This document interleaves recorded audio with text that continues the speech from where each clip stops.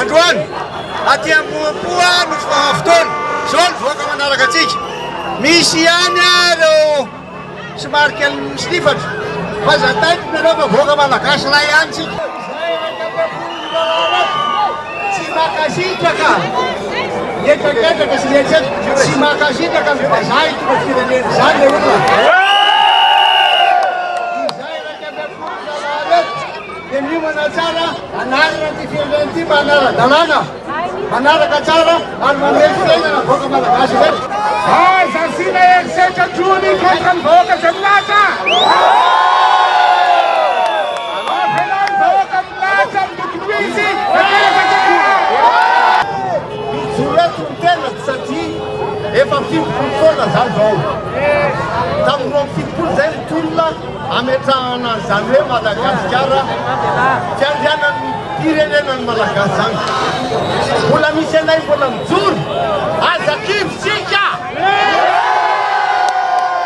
Ary manaraka an'izany izahay mpanakanto dia tsy makasitraka ny fampiasana herisetra ataon'ny foloalindahy amin'ny vahoaka tsy makasitraka misy fandaran-dalàna fa nisakitsahana ny lalam-pamorenana.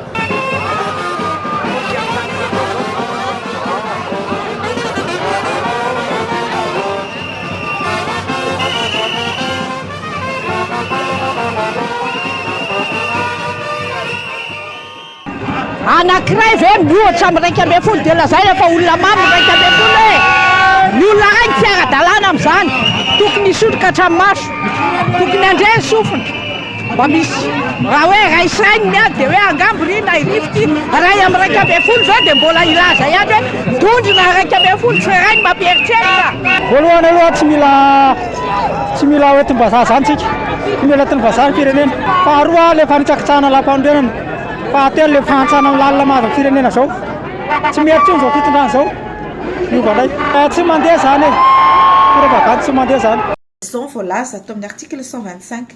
Dans le cas où le cancer aura eu pour objet ou résultat un complot attentatoire à la sûreté de l'intérieur de l'État, les coupables seront punis de mort.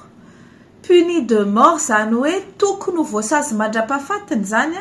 Ireo tsara amin'ny HCC Ramanda anio fitorini io fangatahany Armand Razafmahefa io satria forfaiture sy complot ny zavatra misy.